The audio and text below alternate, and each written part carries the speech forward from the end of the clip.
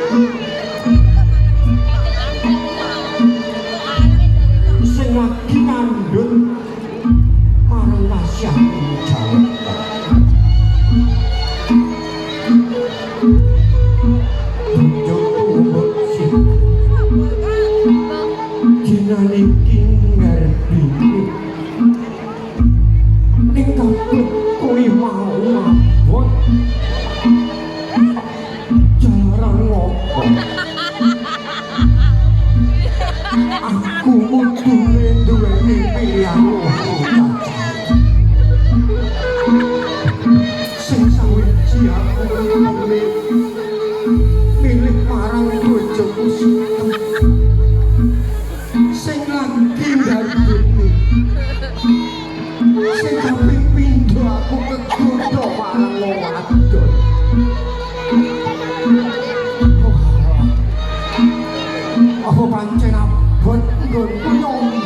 uripku koyo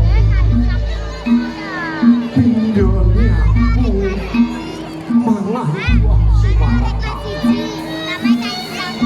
lamun buah kuwi mau dak pangan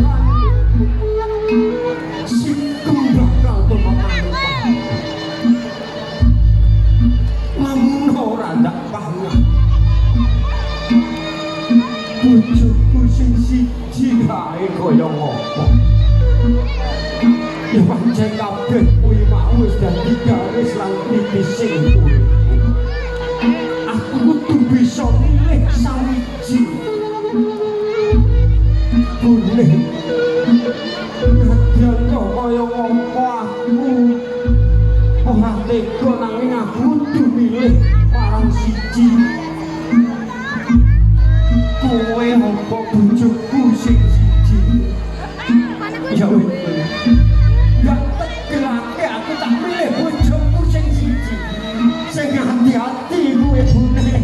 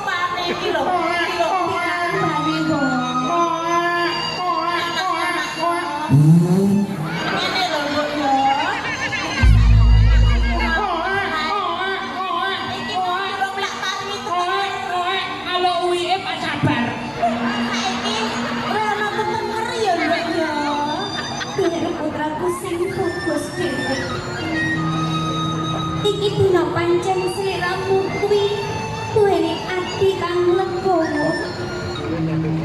Dina iki dina sliramu tak paringi teneng, tak jenenge sabar nggih.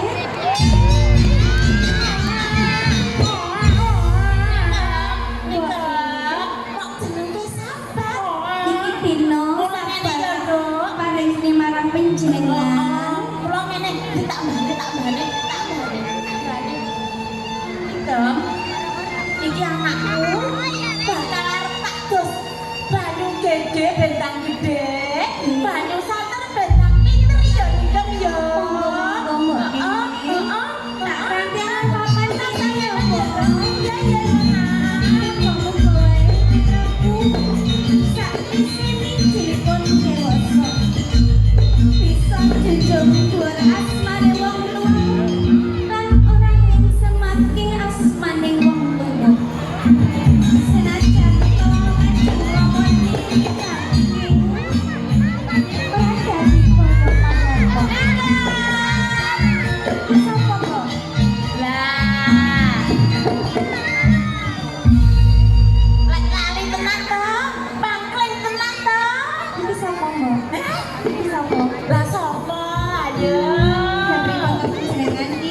awujudane putraku bagus tak kandhani nih putraku pundi mo iki yo anakku sabar iki putraku putraku kok bagus kaya ngene yo kene ya biar tak kok bagus kaya ngene yo ya ampun bagus sama putraku sabar Iya, Bu. yo bagus ya mbak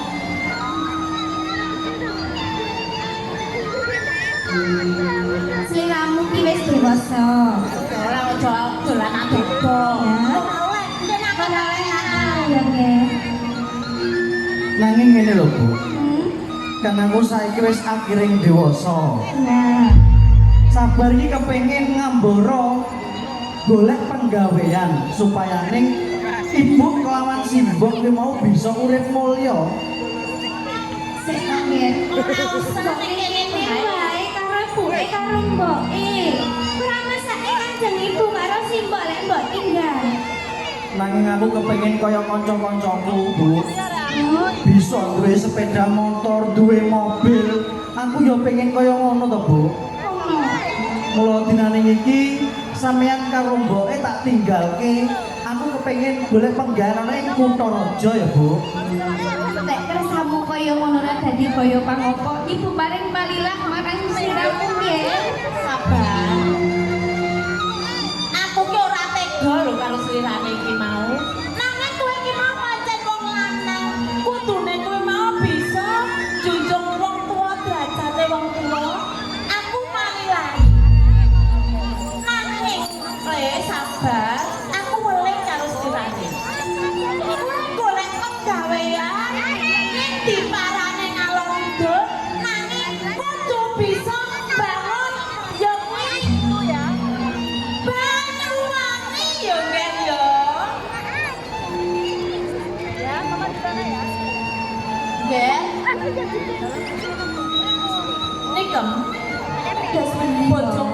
bojomu masih ora usah susah ana gantine anakmu kula anakku arep jungkar saiki langka ana dhisik nggih oh bene slamet ana ing dalan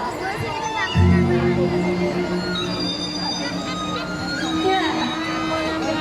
Putraku kok ya wis cilik dewasa ya kok.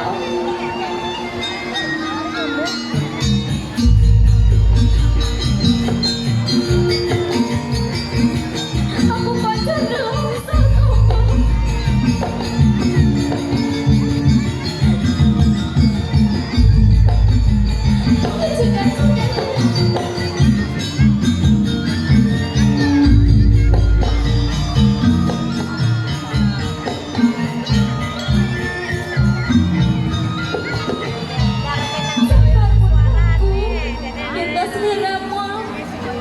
Golek kamulyane urip iki dina tak pamilai sing ati-ati ya, Nggih. Aku njaluk pangestune ibu kelawan simbok ya.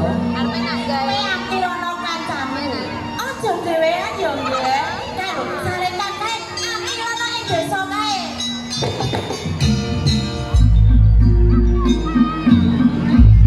Sing ati-ati yo nek yo Mas. Hati-hati putraku.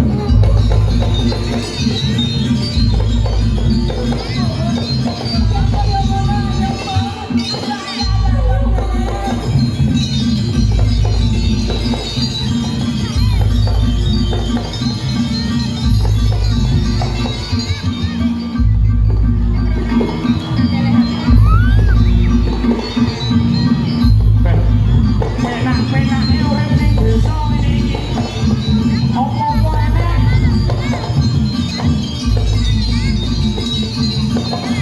Mangan yo sak mangane, ngombe yo sak ngombene. Nandul kelor yo ngrujuk kelor. Ate mangan yo ora bingung. Urip ning desa mo enak. Pengen ndok yo jumuk ndok piting.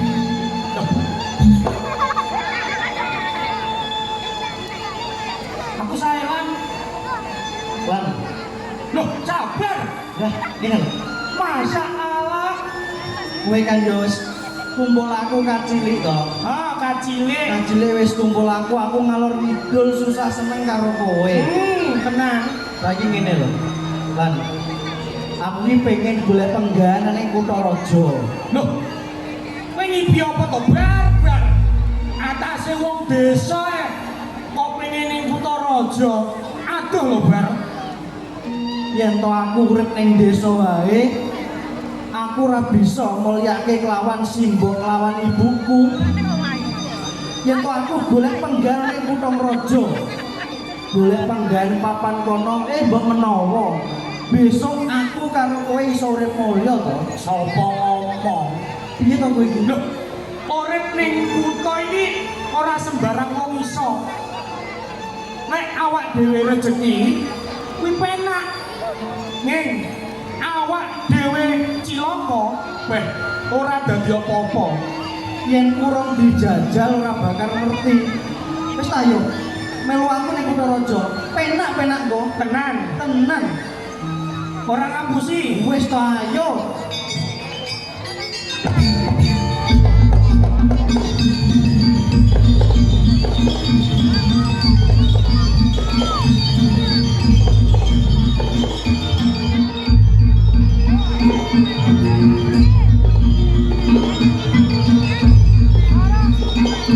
Sagunging pamerjurit samapawing kampi samikainggi. Ayo, ayo, pamerjurit utama.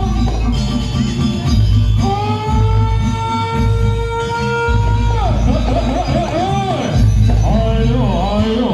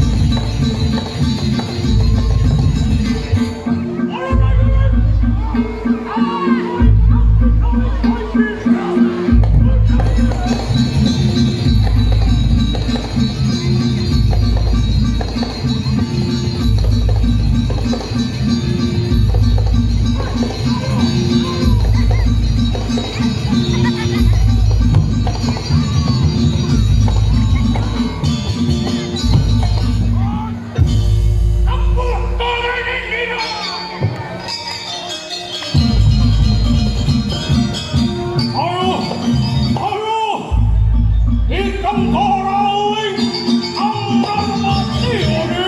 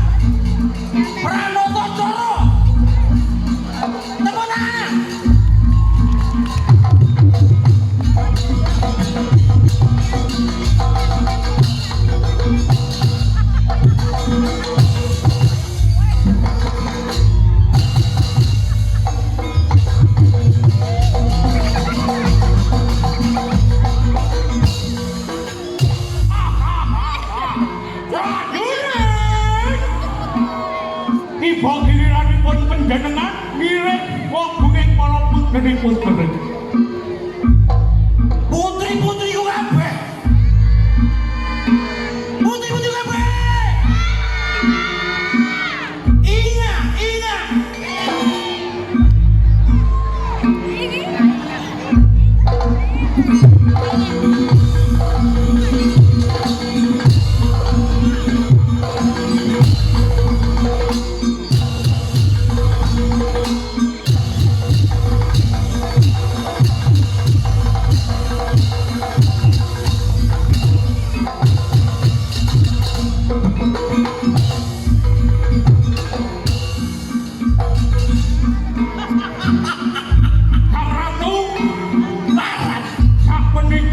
Gunging para prajurit kampun perikel tiba giliranipun sagunging para putri menika wonten putri ingkang indah ayu padhariyane menika Gusti Ratu niki rumiyin nggih ayo do aduh sapa tangane undi wah niki bojone Bibi Arsop yo Andi Arsop ayo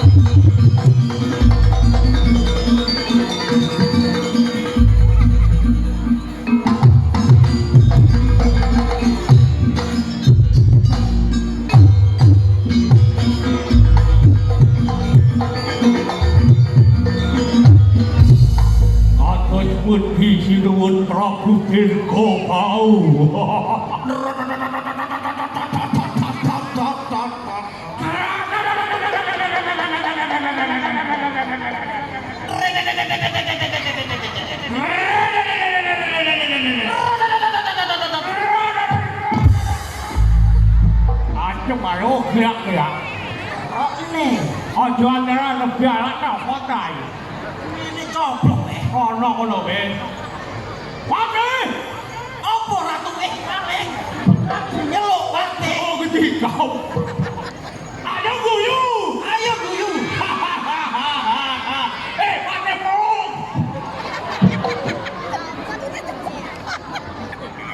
Pati. Jauh.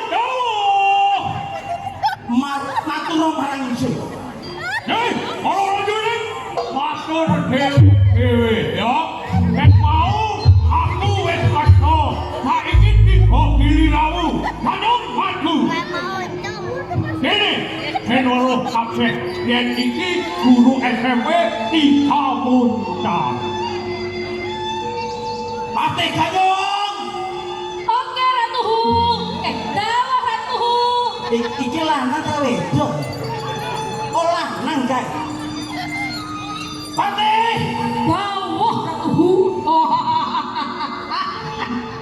Matur marang isih. Sampun rampung Ratuhu. Anggen kula nata niti SMP Negeri 3 Muncar. Sampun boten kuciwakan Ratuhu. Bagus tenan kowe. Tunggu kang prayoga. Pati, Eko. Kula tahu Gusti.